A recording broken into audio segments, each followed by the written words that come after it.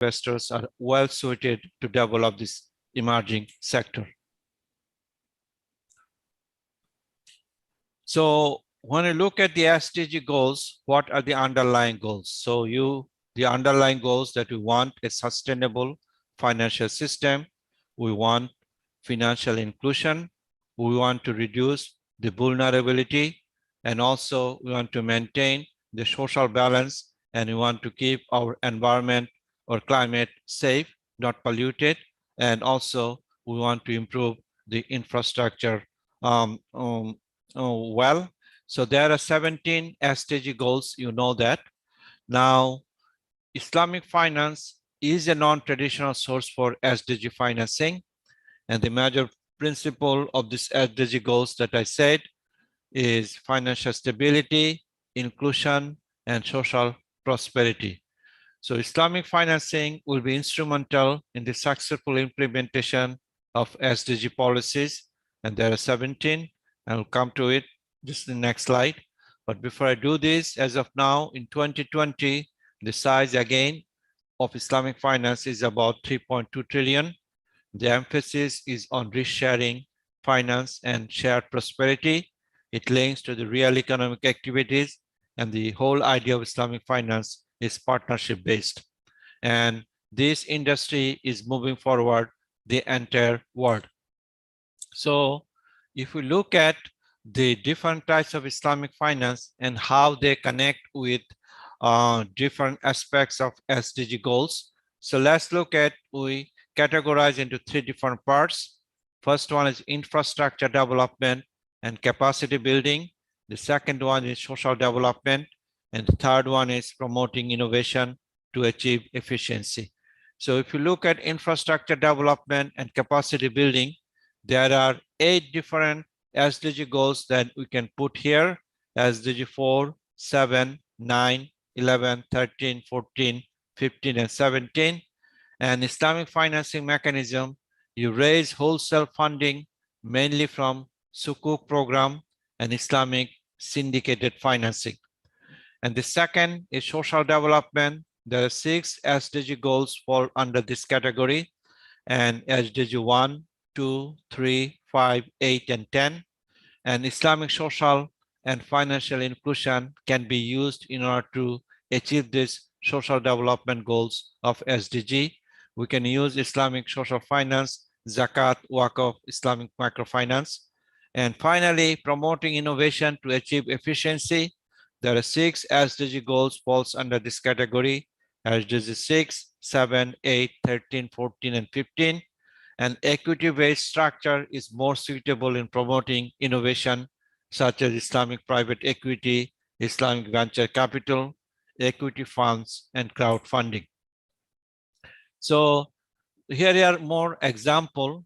So let's say impact investment, the fund type, the instrument, and which industries are impacted, and the sample results or beneficiaries. So if you look at crowdfunding, this is innovation. And the Islamic crowdfunding instruments, there are number of crowdfunding platforms propping up in different parts of the Muslim and non-Muslim world. And you have the crowdfunding platforms, the impact enterprises, and hold the impact, the macro enterprises. Then you have the green investment. You hear a lot about green sukuk. It helps to develop the renewable energy enterprises. So you want renewable energy like wind energy, solar energy in order to promote them. So you try to reduce your dependence on fossil fuel, and it will result in reduction in carbon emissions. Then you have the microfinance. You have Islamic microfinance and microfinance institutions. And this whole idea of microfinance is to make the financial inclusion. Then with the insurance coverage for the poor, you have the takaful, you have the micro takaful, you have the micro insurance, and you have the risk mitigation. You have the social investment, socially responsible investment sukuk, the government programs, including business, social business. It improves access to health, education, etc. Then you have the SME finance, you have the Musharaka instrument, SME, the small and medium enterprises, and these And you know that in any society, in any economy, about 80% of the employment are generated by SMEs, and these SMEs give you the largest amount of largest number of people employed. So this is a question of the livelihood of majority of the people of any nation that we can think of. Then you talk about the value chain, Islamic venture capital, Islamic trade finance, and the cooperatives and inclusive businesses are included, and that also leads to employment. Now let's talk about this part of the lecture, Sharia and the product development. So for Islamic financial engineering, so Sharia and creativity, Sharia is not against creativity, innovation. So building block of Islamic financial system is the Sharia. It is a comprehensive set of rules governing and guiding all aspects of human behavior, including financial ones, as I mentioned in my opening slide, not to hinder creativity, rather to stimulate creativity. Islamic teachings provide the right environment for valuable creativity and innovation. Now, financial engineering and innovation, Islamic finance, will strike a balance between creativity and conformity with normative standards of Sharia. Now, innovation is a common tool to ensure competitive advantage, an opportunity to gain competitive advantage, which would give basis for differentiation. It is very crucial in securing sustainable competitive advantage. So Islamic finance literature, innovation, and engineering is lagging behind. A consolidated body is documenting various aspects of Sharia compliant financial innovation. So 4 principles from Islamic perspective. 2 of this concern the objectives of financial engineering, namely principle of balance, and the second one is principle of integration, and other 2 concerns methodology, namely principle of acceptability and principle of consistency. Now, the roots of prohibited dealings. You need to worry about prohibited dealings with for-profit activities. Most Islamic regulations prevent 2 unjust dealings like riba and gharar. Reason: to promote growth and fair distribution of real resources. Riba or interest separates financial from the real transaction. Interest becomes purely the cost of time or the cost of pure finance. Pure debt creation is less constrained than real wealth creation. Like banking system creating a lot of credit, interest-based debt threatens to absorb economic wealth through its unlimited growing services. So the devastating consequences make it necessary to regulate financing.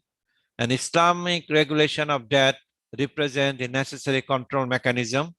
No pure financing instrument in Sharia. Debt finance as an integrated component of real transaction, like in credit sale. Interest is self-replicating mechanism that makes debt grow and drains real resources, the so-called financialization that we talk about. Markup, on the other hand, is the time value integrated into real transaction. This eliminates the possibility of self-replication of debt. Now, the financial instrument involving money for money transactions are unacceptable if performed for profit. An acceptable transaction must incorporate a real component, goods, utilities, or services. It is possible to combine acceptable contracts such that final outcome is unacceptable. This is called hila or artifice, or hial, artifices, or financial engineering. The problem of artifices arises from the tension between substance and form of financial arrangements. The solution is determined by what has the precedence and when. Too extreme, to consider either form only or substance only, and to ignore the other. Both are Islamically not acceptable. Forms or means cannot have an absolute precedence over substance or ends. So substance should drive the Islamic product development. All scholars agree that good intentions are not enough to get approved. Accordingly, neither of the 2 extremes are acceptable nor practical.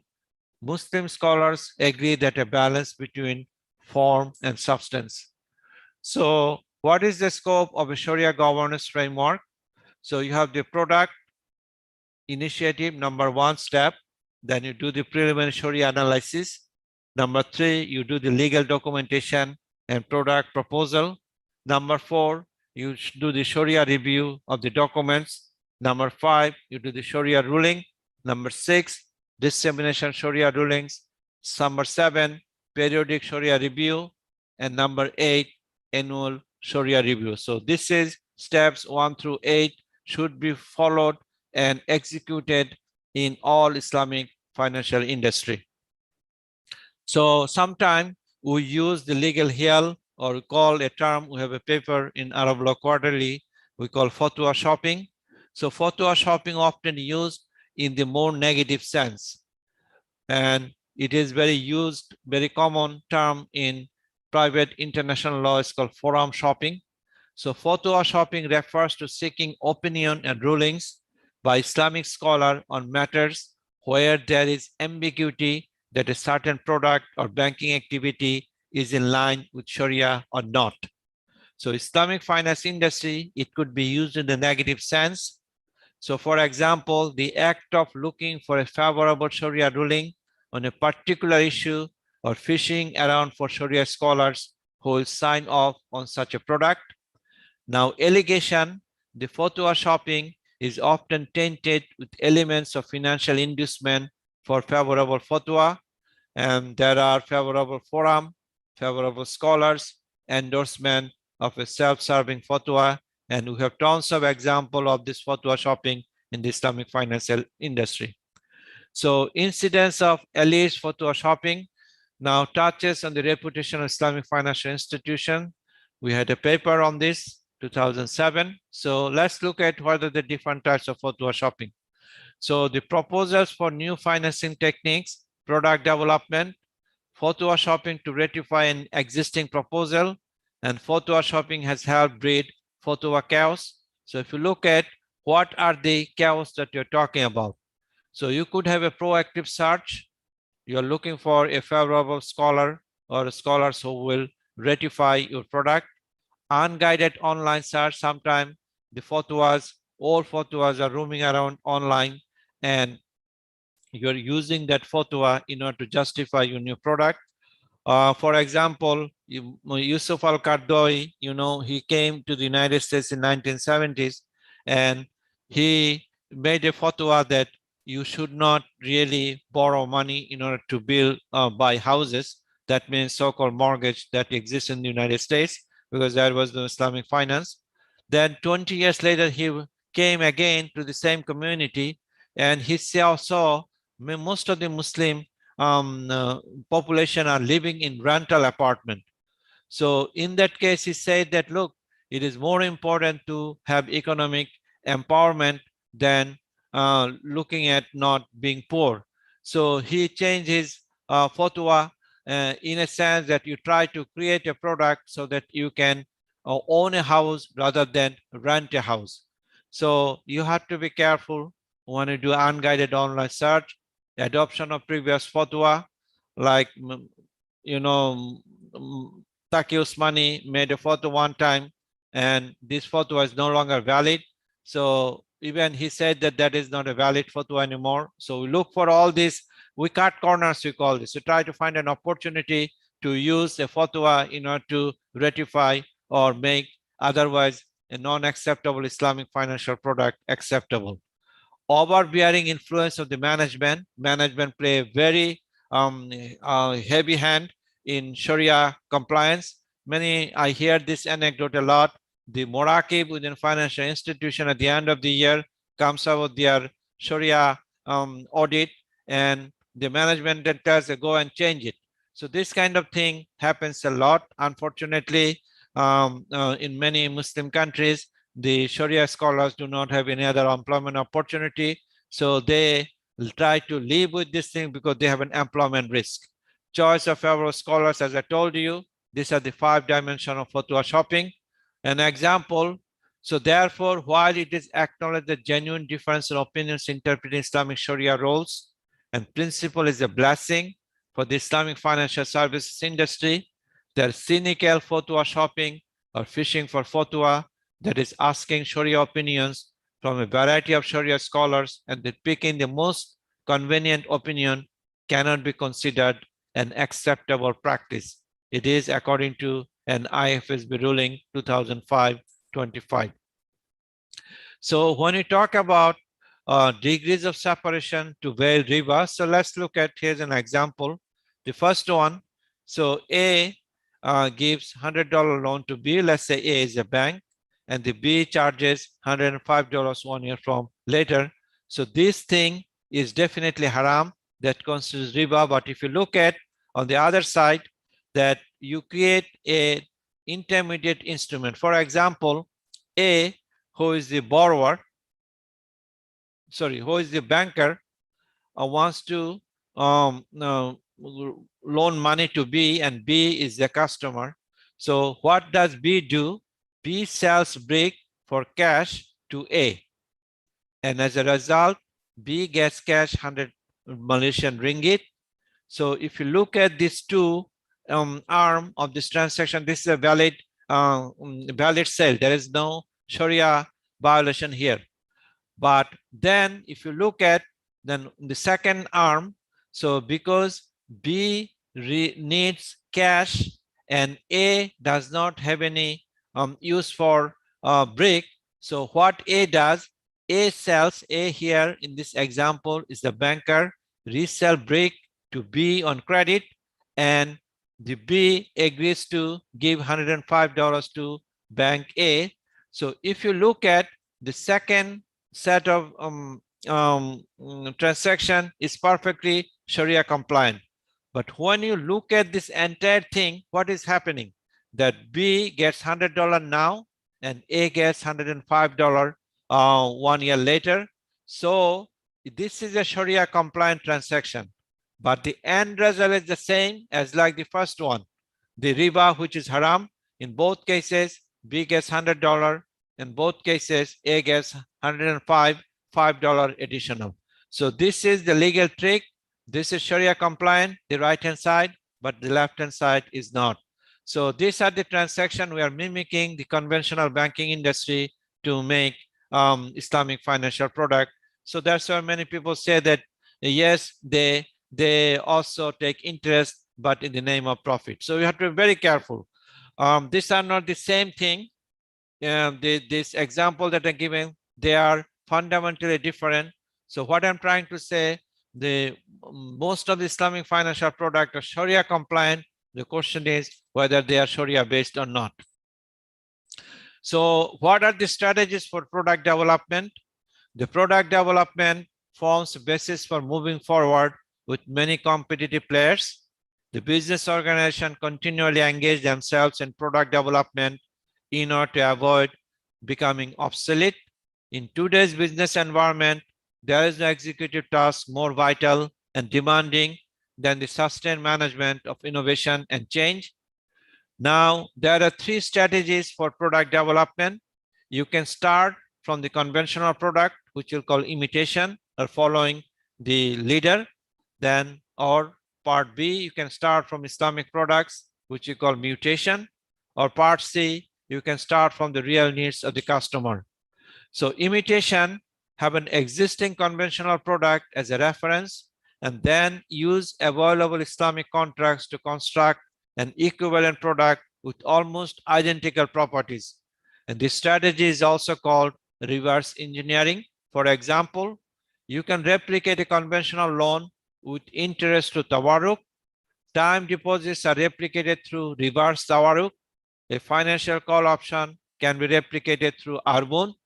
Interest swap can be replicated through reciprocal tawarruk or reverse tawarruk with different markup structures. Now, this is very easy since the target is already determined. Imitation might help early stages, but has certain drawbacks in the long-term growth. First, the strategy gives persistent precedence of form over substance and means over ends. Second, it renders the Islamic finance industry a follower by design, and conventional industry will always be the leader. Third, same objective as the conventional ones with only additional constraint Islamic instruments will always be inferior. We should start from Sharia rules and then arrive at the objective function. Fourth, replicating products will make Islamic institutions susceptible to the same problems as the conventional industry. So we always talk about the value proposition of Islamic finance. In a replicating industry or imitation industry, Islamic finance loses its uniqueness or as a value-added financial alternative. So this strategy brings new and aligned problems to the industry, the mimicking or imitation principle. The need for conventional products becomes stronger. This necessitates replicating more products, which adds more problems. The cycle becomes self-feeding and the industry is losing its identity. So, if we do not correct ourselves, we do not, if keep mimicking the conventional financial product, we will be follower and we lose our identity. So this strategy is not sustainable. Now we can do mutation. It involves starting from some accept of Islamic products from classical Islamic fiqh and attempting different variations and modifications on them. Genetic algorithm after mutations and crossover on existing products, superior products are retained and poor ones are dropped. The genetic algorithms are used for a wide range of applications and can be effective in evolving desirable solutions for which traditional techniques fail. Mutation could generate infinite number of products if the product at hand in the beginning of the process are all Sharia compliant. A substantial part of newly evolved products would also be acceptable. Now, it shows the space of Islamic products is very rich and open. So we can follow the classical Islamic financial product and we can use a variation of this classical product to create new instrument, and the new instrument will bring the Islamic finance industry forward. Finally, satisfaction. Ultimately, why do you need Islamic financial product for? In order to satisfy the customer, the investor need. So the satisfaction, the third strategy of developing Islamic product begins with the identification of the actual wants of customers. The identification of consumer wants is an active impetus for developing product. Conventional banks engineer financial products that efficiently cater for the financial need of the consumer. Islamic financial institutions attempt to produce innovative products that will most efficiently accommodate the final and the real need of the customer. And money is a veil. Real transactions are ultimate objective. And we know that we are going to digital currency, cashless society. With advanced technology and electronic money, money becomes a transparent layer revealing the real transaction behind. Not only improve the integration of financial and real sectors, this digital economy or digital currency will also make financing more efficient with less transaction costs and while taking us closer to the Sharia principles. I know the government of Bangladesh is trying to move that direction. So real transaction is directly addressed with the help of the financial transaction as the intermediate step. This shows the Islamic finance is potentially more efficient than conventional finance. So we have to look for a towards holistic approach to Islamic financial transactions. We have to work closely with the Sharia scholar. We have to strive to learn more about Islamic finance. So I'm talking about the practitioner, legal or financial, those who are the industry player, the employees of banks, the bankers. They have to avoid copy and paste approach. They have to particularly in drafting Islamic financial products. We need to bring the Sharia scholars within the picture. The original value proposition of Islamic finance be more productive in their functions, duly includes overseeing the implementation of their rulings. So if we combine these two together, a more pragmatic approach in developing commercially viable and competitive Islamic financial product without compromising the requirement of Sharia compliance. I'm coming towards the end. So what are the foundational principles of Islamic finance? First of all, is rooted in divine law, prohibition of harmful transactions. It calls for economic justice for all humanity. It's not only for Muslim. is for everyone. Circulation of wealth, interest concentrates wealth. It makes inequality within the country. People become poor, rich become richer, poor become poorer. Commoditization, the backed by real assets for real growth, and it is a risk-sharing finance, does not transfer risk to the borrower. So this is not a zero-sum financial transaction, it's a positive sum financial transaction. So if you compare lending for a debt-based economy versus investing in an ethical equity-based economy, it's a win-lose framework in a lending framework, but it's a win-win framework in an equity-based system. In a lending-based system, it creates debt, but in equity-based ethical system, it invests in real assets. In lending-based system or Riba or debt-based system, risk is transferred, but in equity-based system, risk is shared. In lending or debt-based system, unfair gains for profit and losses, but in investing in equity-based system, just and fair profits and loss sharing. Now, as I said, in a debt-based system, rich gets richer, poor gets poorer, but in an equity-based ethical system, justice and equity for all. Now, we live in a bubble economy. If we just, it's a very old number, 2010. Do you know what is the global GDP? In 2010 was $60 trillion, but the total volume of foreign currency transaction was 955 trillion. Value of financial derivatives traded was 601 trillion. Value of shares and bonds traded 87 trillion. So the fictional financial economy is about 26 times larger than everything else produced on earth. And this financialization is against normative economic principle, is against Sharia principle, and it creates inequality within the system, and it generates exploitation, tension, and it really breaks down family, brotherhood, and so on. So Islamic finance, you have a comprehensive system. You mobilize resources. So if you look at, there are two parts to it. The top one is Islamic commercial finance. The bottom part is Islamic social finance. So we really need to combine in a holistic way so that we can reduce the gap between the have and have-nots. For example, you have the corporation, you have the high net worth individuals, you have the affluent individuals, you have the upper middle class, you have the middle class, and they can engage in Islamic commercial finance, Islamic financial institutions, SMEs.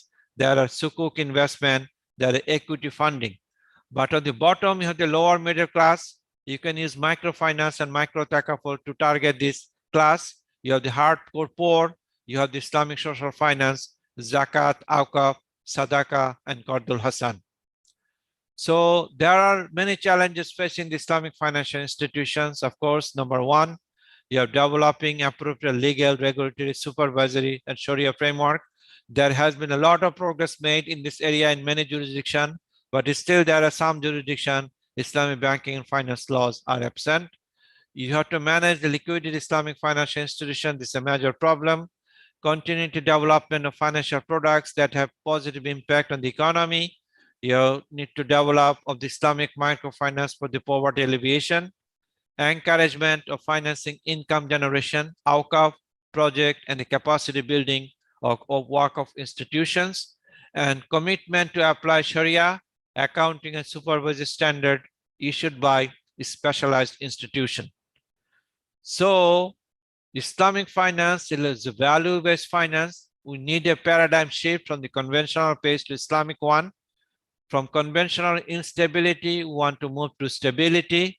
From deception, we want to go to transparency, disclosure. From deregulation, we want to go to regulation so that haram activities are not there.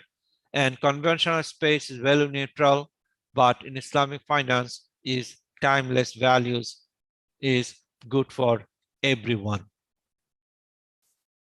Thank you very much. This is the end of my presentation. Assalamu alaikum. Alaikum assalam wa rahmatullah, Prof. MashaAllah. It was MashaAllah an impressive presentation. Thank you very much, Prof, for sharing your insightful thoughts and concept. Indeed, we received a complete informative and resourceful concept of Islamic finance as a value proposition. We thank you very much, Prof, for your time, for your effort. And though this is very early morning in USA, for giving this opportunity to us, we really thank you very much on behalf of Nadal Iqtisad Islami, Islamic Economics Association. So, Prof, if you allow us, we can just have few questions, maybe Sure, 2 to, sure. inshallah. So there is some questions, I think, in question and answer section. Slides of the presentation. Yes, we will provide it, inshallah, after the lecture. So, and if anybody would like to rehear the lecture, you may go to our channel in YouTube. We do have a channel, Nadal Iqtisad Islami. So we recorded the lecture there. So you can go to our channel to rehear the lecture, inshallah. And also, when we post our lecture and also the link of YouTube channel and slides, PP, in our page, official page of Nadal Iqtisad Islami in Facebook. And we also send in our Telegram group and WhatsApp group. So you will have those resources, inshallah, very soon. So there is a question from Brother Zakaria. He asks, Prof, why Islamic banking is still a marginal segment of global financial system? Well, thank you for this question. Islamic finance and actually less than 1% of the world financial space.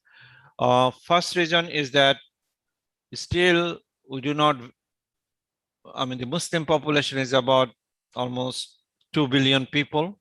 And I think only 10% of us follow Islamic finance.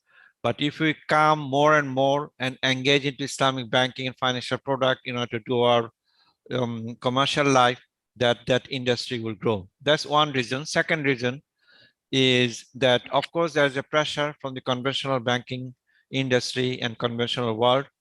Remember, when you say there is no riba, the entire Western financial system is based on riba or interest. Now you want to break that, their monopoly, because that's the way they are making money, they are exploiting people. They're not going to take it easy.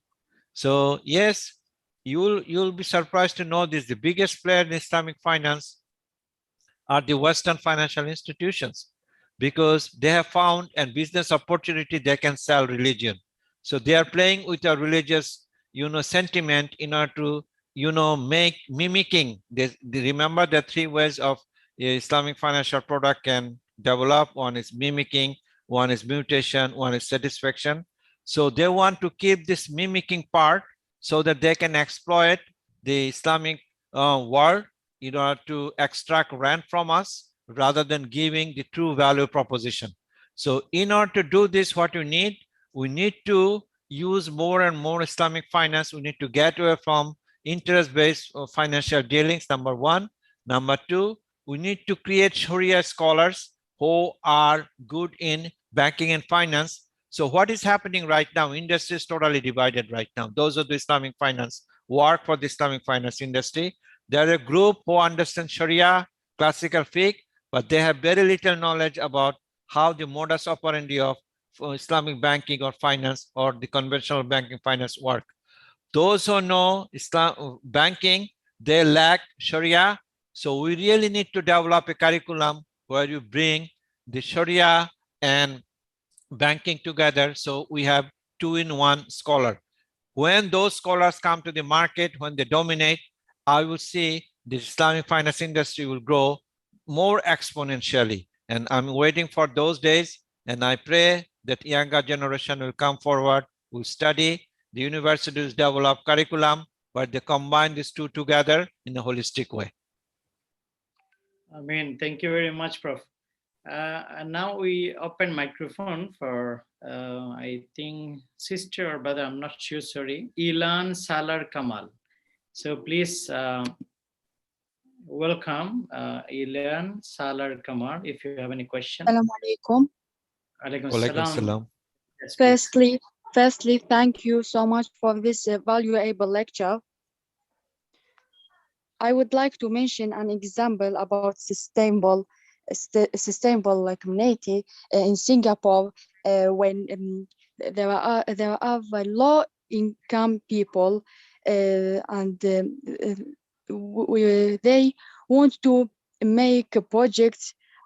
So there are organizations to help them by money. Then these people that's low income uh, make projects. Then these people also help other people, and this is sustainable community in Singapore, or uh, Muslims in Singapore. And secondly, I want to ask about what is the difference about between interest and profit, because the Prof mentions to interest in the Islamic banks is halal, and profit is prohibited or haram. Thank you so much. No, actually, sister, thank you very much for your example from Singapore. Actually, we need to really, Islam is a brotherhood, so we need to help each other. And there are many ways we can do that. And there's an example that you've given. What I was trying to say at the beginning of my lecture, I was trying to say that we very often use the word riba and interest interchangeably. And there is a criticism that Islamic banking are engaging into interest, but in the name of profit. So I want to make sure so that there is no confusion. The Islamic banks are not doing anything haram. So they are following the Sharia principle, but in order to follow the Sharia principle and taking the conventional industry as a leader, conventional financial product as a given, and they try to make it Islamized. So they are changing the form to make it halal, but in the process, they are giving up the essence. What is the essence? The essence, I give a finance to my brother or sister to help them, but the helping part is not there. In many cases, you'll find Islamic finance is more costly than conventional finance.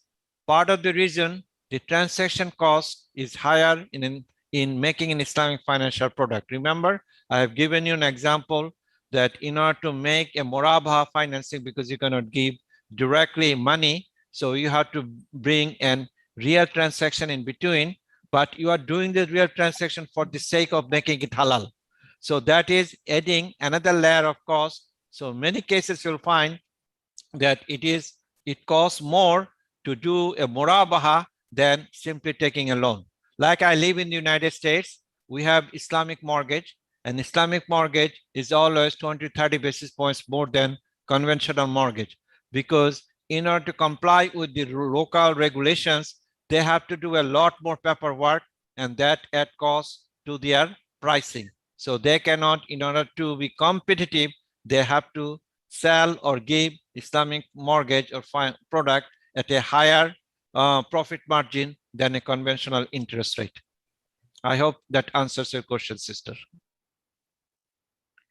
Yes, Prof. Thank you very much, Prof. I think it's already close to your congregational prayer time. Yes.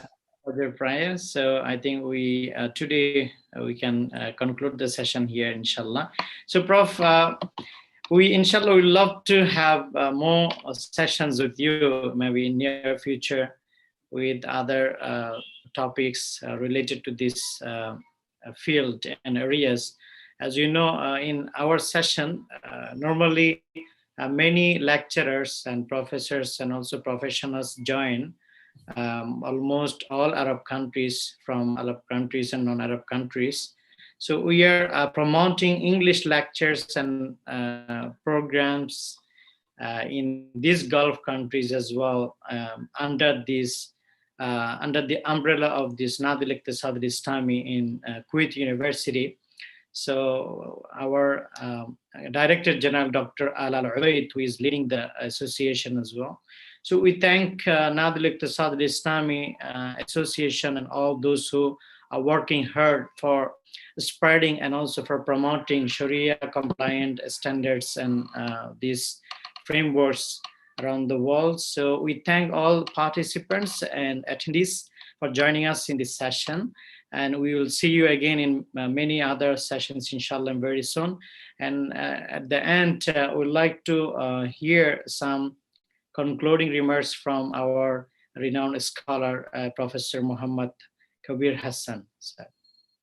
Well, I thank you very much, Dr. Mohi, for inviting me, even though it is very early in the morning. The Johor Azan will be called very soon. Anytime if you need, hopefully if you can reschedule it in a different time where I can start talking after Fajr prayer, that will give me some sleeping time. Otherwise, I hope you all benefited from this little deliberation, and inshallah we'll engage again each other. And you can share my contact details, Mohi, in the YouTube, my email or my phone number, and you can contact me anytime if you need to discuss anything with me.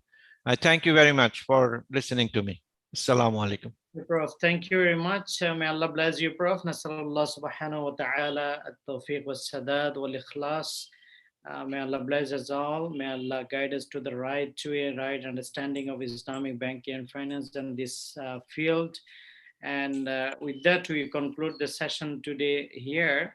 أشهد أن لا إله إلا أنت سبحانك اللهم وبحمدك أشهد أن لا إله إلا أنت أستغفرك وأتوب إليك والعصر إن الإنسان لفي خسر إلا الذين آمنوا وعملوا الصالحات وتواصوا بالحق وتواصوا بالصبر. السلام عليكم ورحمة الله وبركاته. وعليكم السلام.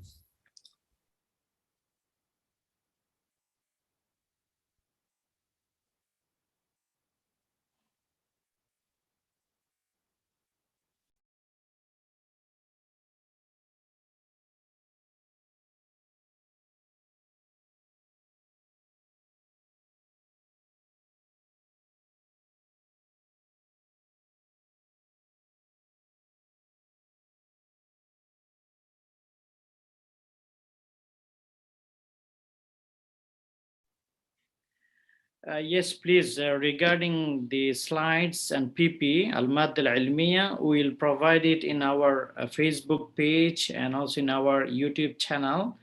And also we'll send to you through a Telegram group and WhatsApp group. So you can get it, inshallah, very soon by today. Thank you very much.